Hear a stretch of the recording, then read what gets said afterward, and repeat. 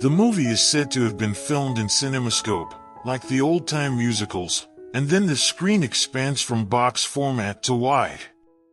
We find ourselves on the 105-110 interchange in Los Angeles. People listen to various forms of music in their cars.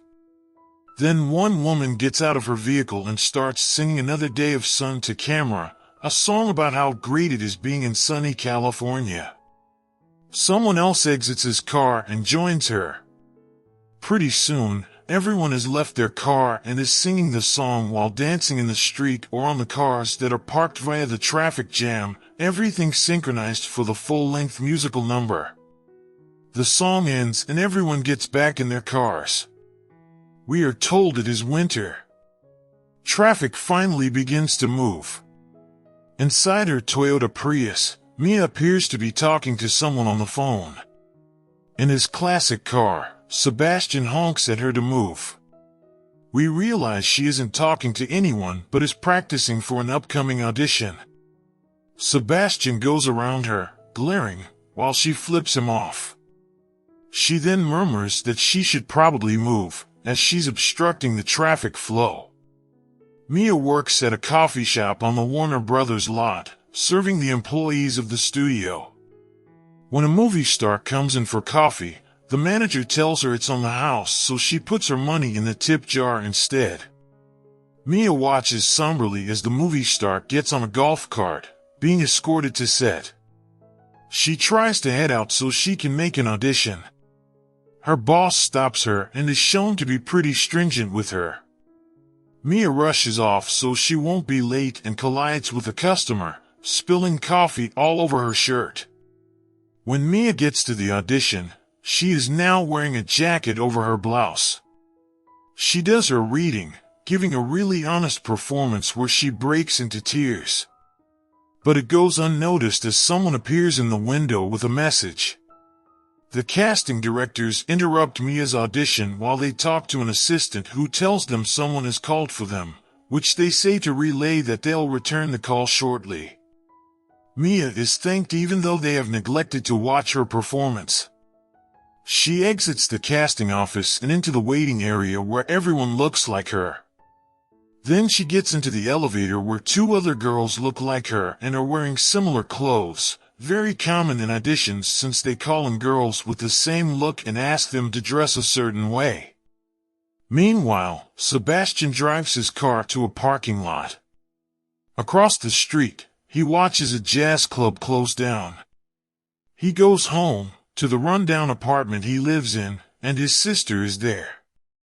He chastises her for putting her feet on a stool which he took from the street after a jazz club closed down, citing that one of his favorite jazz musicians had sat on it. In their conversation, it's evident that he loves jazz music and he tells her how his favorite club is being closed down and turned into a samba/tapas place. His sister points out that all his bills are overdue and that he needs to start making money. After the event, the writer tries chatting Mia up again. She sees Sebastian leaving and calls out to him to get her keys from the valet, as a way to escape the conversation. He asks what car she drives. When she tells him it's a Toyota Prius, he notes that all the cars are Priuses. She tells him the one with the blue ribbon. We cut to them walking down the canyon amongst parked cars. She mentions it's strange that they keep running into each other, but he deadpans that it's completely normal. Her remote car key fob isn't beeping. He tells her to put it under her chin to connect with the antenna, joking that it will give her cancer, but she'll find her car faster, so it's a fair trade-off. The two playfully bicker and then find themselves at the top of the canyon with a view of Los Angeles below, the sunset looking pink. This entire scene was filmed as one take during magic hour. They both joke that the view is nothing to look at. Sebastian begins singing A Lovely Night, a playful musical number where he says it's a waste of a lovely night to have to share it with someone like her. Mia changes from heels into tennis shoes and midway through, she joins in on the singing. They break into a Rogers and Astaire-type dance number. This whole scene is a really epic piece of cinema. When the song ends, she gets a call from Greg, who ends up being her boyfriend. He asks how long they've been dating. She says a few months. She then puts the fob under her chin and hears a chirp. She gets to her car and asks if he wants a ride. He says, no, he's parked just up the hill. She drives away, never giving him any contact info. He watches her go and then heads downhill, walking a long distance to his car. Mia auditions again, first for the role of a doctor where she has to recite jargon that she doesn't understand, then the role of a police officer reciting jargon she doesn't understand, and then she reads the role of a white woman trying to educate inner-city high school students, with the casting assistant reading the lines opposite her in monotone.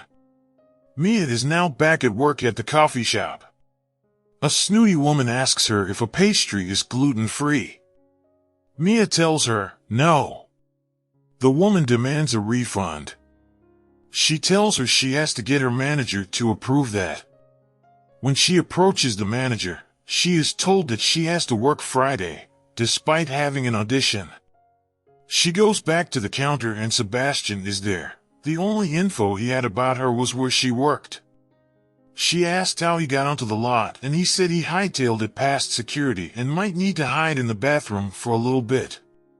He asks when she's getting off work and she tells him in 10 minutes. The lady who wants the refund demands service, so Mia tries to take care of it at the register before realizing she still needs approval. Sebastian and Mia leave the cafe. Outside they are filming a movie musical with a woman we are told is a movie star. Sebastian recognizes the process of lockups because so many movies film on his street. He asks Mia why she is an actress. She says her aunt was an actress and when she'd visit her in Nevada, they'd go across the street to the library and check out old movies. She used to write plays and put on productions and always wanted to act. As they continue walking past the stages on the Warner Brothers lot, Mia then tells him about her last audition for a show that is Dangerous Minds meets the OC. He suggests that she write her own material so that she doesn't have to suffer at auditions, citing that Louis Armstrong did this. She tells him she must confess that she doesn't like jazz music. This inspires him to take her to a jazz club called the Lighthouse. As he plays piano on stage with the band, she swing dances with the crowd. She decides she really likes jazz music. She is interrupted when she gets a phone call. She has got a call back. Sebastian asks what it's for and she said it's the Dangerous Minds /OC show, but it's not as bad as she made it out to be now that she has a callback. It's more like Rebel Without a Cause. He quotes the movie, but she doesn't know what he's referencing. He realizes she hasn't seen the film. He tells her it's playing at the Rialto and they should see it together later that week. She agrees and he says goodbye. Mia has the callback for the show and is optimistic about booking the role. But one casting director just texts on her phone while the other one just looks at her headshot instead of her. After she reads one line, he tells her that's enough. She suggests doing it a different way, but he won't let her. Back at home, Mia gets ready to go to the Rialto and is surprised by her boyfriend, Greg, Finn Wittrock, who reminds her they're going to visit some friends at a nice dinner. She doesn't have Sebastian's contact info, so she isn't able to postpone. Sebastian arrives at the theater, waiting endlessly for Mia.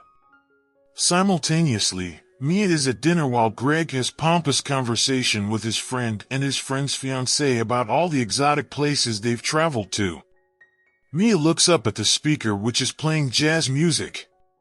She apologizes to Greg and leaves the restaurant, running towards the movie theater in heels. The movie has already begun and Mia can't find Sebastian in the darkened theater, so she stands up on the stage until he identifies her. They watch the movie together, with the scene at the Griffith Observatory on the screen. Their hands slowly drift closer and closer until they touch. They hold hands. He leans in to kiss her and then the projector breaks. The lights turn on and the moment is interrupted. Sebastian has an idea for a fun alternative. The two end up at the Griffith Observatory, seated in the same spot that we had seen in the 1955 film. They venture into the gallery which they have access to somehow, even though it's closed. Sebastian sings City of Stars and they dance around, finally end up in the planetarium. Suddenly they float up to the dome ceiling which is lit up with stars, and find themselves in the stars. They dance in outer space and finally kiss. It's now summer.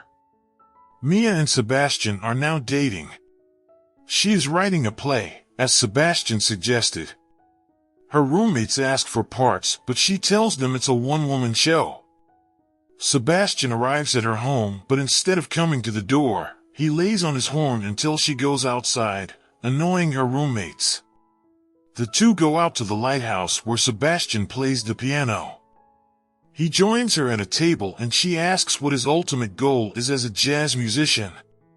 He tells her he wants to open a jazz club, ideally taking back his favorite one that got turned into a samba/tapas place. The two are interrupted by a friend of Sebastian's, Keith, who he had previously been in a jazz band with. Keith offers Sebastian an upcoming gig performing at $1,000 a week, but he declines. Back at Sebastian's apartment, he finishes reading her play and tells her it's incredible. She is going to rent out a theater in town and do it as a one-woman show. She is working on a logo for his club. She wants him to call it SEBs, and he compliments that she used a music note for the apostrophe, but he is set on the name Chicken on a Stick as an homage to the jazz musician Charlie Parker, who got his nickname Bird because he loved eating chicken. She is insistent he not use that name. They eat dinner. When they're done, Sebastian sits at the piano and sings City of Stars. Mia joins in, as a duet. Later that night, Mia is on the phone with her mother. She is being asked about Sebastian and defensively tells her mom that he's going to open a jazz club, but admits he doesn't have the money yet. She is insistent he is saving up though, even though this isn't actually true. Overhearing this, Sebastian is lost in his thoughts. Now we see Sebastian has decided to take the gig with Keith and his band. They rehearse a song, but Sebastian keeps trying to make it sound like old-school jazz despite them modernizing it. Keith pulls Sebastian aside and notes that Sebastian has always been difficult because he's a traditionalist, but young people don't like that kind of jazz music. It has to be modernized to appeal to them, and Sebastian is foolish to cling to the antiquated past instead of focusing on the future of jazz. Mia arranges a theater rental for her one-woman show. She then attends a concert with Keith and Sebastian and their band. What begins as a jazz song turns into a dance number with samples of jazz elements.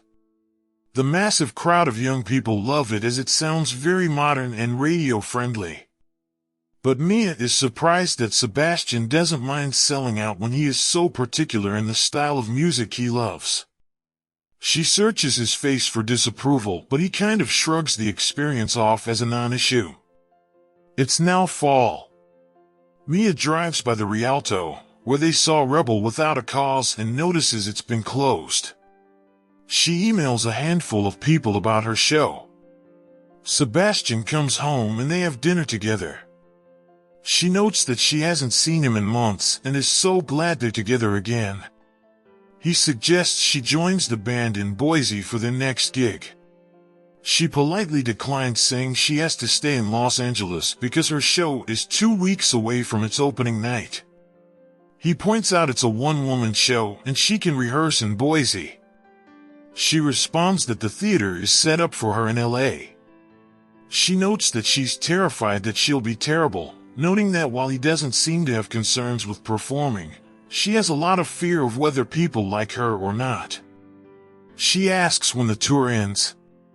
He tells her there's no set amount of time, but when it's done, they will then begin recording the record and then start another tour to promote the record. The whole thing could be years.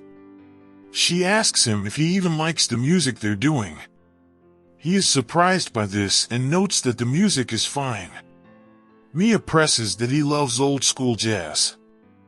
He doesn't understand why she's debating about his band. She pressured him to make money to start a club and he went out and did that.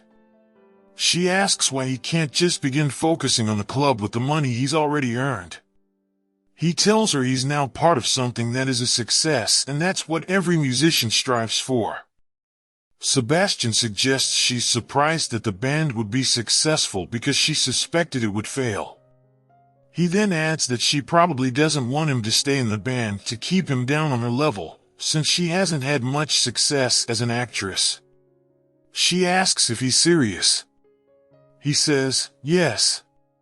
This moves Mia to tears and she leaves. Sebastian realizes the dinner has been burnt in the oven.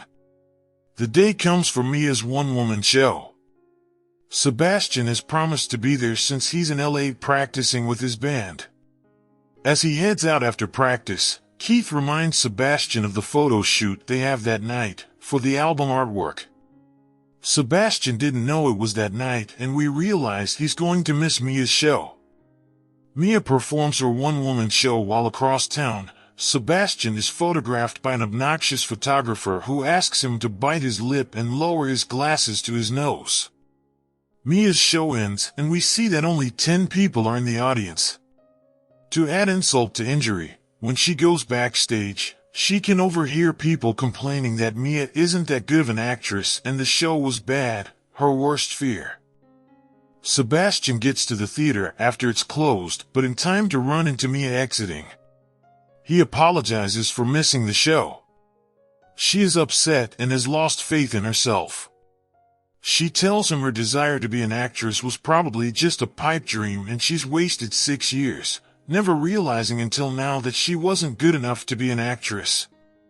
He tries to encourage her, but she points out she can't even pay back the theater because she had no ticket sales. She tells him she's got to regroup and is going home. He thinks she means her home in LA, but she tells him she means home aka Nevada. Mia flies back to Nevada and moves back in with her family. Time goes by and Sebastian is in his apartment in LA. He receives a phone call, someone asking for Mia. He tells her she is no longer accessible. The woman on the phone says she was told that this was the only number she could possibly reach her after she couldn't reach her through her home number. She tells Sebastian she is with Amy Brandt Casting. Inside her childhood home, Mia notices all the acting paraphernalia that decorated her room. In the middle of the night, she is startled when someone outside lays on his car horn. Mia knows who it is immediately as this is how Sebastian would always get her attention. She goes to the window and sees Sebastian across the street, with a neighbor yelling at him to be quiet. Mia joins Sebastian outside. He tells her that a casting director had called him. She was one of the 10 people who had seen Mia's one-woman show and now she wants Mia to audition for a movie the next day at 5 p.m. Mia isn't sure if she wants to travel all the way back to LA to get her heart broken again. Sebastian tells her he'll be outside her home at 6 a.m. If she's there, he'll drive her, otherwise, he'll go back without her. She asks how he found her and he points out it's the house across from the library. She had mentioned this in the story about her aunt inspiring her to become an actress. Sebastian returns the next morning and parks outside of her house, but she's not there. He drives away and then Mia steps into frame, telling him she was delayed because she got them coffee. She hops in the car and they drive to California. He takes her to the audition, which now is just them in the waiting room, unlike her previous. She is immediately called into the audition room where both Amy Brandt and her assistant are friendly and happy to see her, already familiar with her from her play. Mia is told that the film will have a 3-month rehearsal and then a 4-month shoot in Paris. There is no script, as it will be more akin to French cinema of old, so for her audition, they ask her to tell her a story. She thinks for a bit and then begins to tell them about how her aunt lived in Paris once. This monologue turns into a song, The Fools Who Dream, about how Paris is the place for dreamers. Mia and Sebastian go back to Griffith Park to catch up after their absence from each other. He asks how the audition went, but she is afraid to be positive and get her hopes up. Mia asks Sebastian where they are now. He tells her Griffith Park, but admits he's joking. He tells her he doesn't know where their relationship stands, but he doesn't want to be the one to keep her from her dream. He is confident she will get the part, and she has to devote all of herself to the opportunity, just like he did with his music. And that doesn't include him. We see a palm tree and are told it's winter. But then we pull back to see it's actually a scrim with a palm tree, and we're on the Warner Brothers lot. We're told it's 5 years later. Mia goes into the same coffee shop she used to work in. The new manager and employee are a bit starstruck and tell her the coffee's on the house. Like the movie star in the beginning of the film, Mia puts the money she intended to pay for the coffee within the tip jar and then goes outside to a golf cart where she's chauffeured to a set. Meanwhile, Sebastian gets out of his car and walks into a jazz club with a movie poster advertising Mia's latest film on the side of the building. Mia goes to her expansive home and greets her husband, who is revealed to not be Sebastian, but David. The babysitter watches their daughter, and David and Mia go out to an event, supporting a colleague in the industry. But they get stuck in gridlock traffic with no cars moving. Mia notes that this is what she doesn't miss about the city, letting us know she's bi-coastal but based mostly in New York. She suggests that David exit the freeway and they go out to dinner instead. After dinner, Mia is walking to their car, but the sound of jazz music convinces David to scope out a nearby jazz club. He asks if Mia wants to check it out, and she agrees. Inside, the club is packed with hundreds of people as the band is finishing up a song. The club's owner goes on stage to welcome the crowd and thank the band, and it's revealed to Mia to be Sebastian. Mia watches, astonished, and Sebastian notices her, temporarily losing his cool demeanor. He takes the spot of the pianist and begins to play City of Stars. The lights dim on him and he plays, lit only by spotlight. When it's over, the lights turn back up and we find him back in the restaurant where she first saw him playing the same song on the piano, with an identical lighting cue at the end of the song. Once again, Sebastian is fired by his manager for not sticking to Christmas tunes. He walks by Mia, who tries to compliment him, but instead of brushing her off, as before, he grabs her and kisses her. This begins a lengthy epilogue, a 10-minute musical number where Mia and Sebastian dance from one set to another, symbolizing what their life could have been together. It starts with all of the restaurant's patrons and the manager dancing. Then we see their entire story depicted in a long interpretative dance. They walk by the movie star filming on the Warner Brothers lot, and then they're inside a soundstage with people dancing on a recreation of the 105-110 interchange while a camera crew films. Then they're back at the jazz club with Keith approaching Sebastian, but Sebastian turns him away before he can even say hello. They're in Paris with Mia filming a movie and becoming a star. They end up getting married.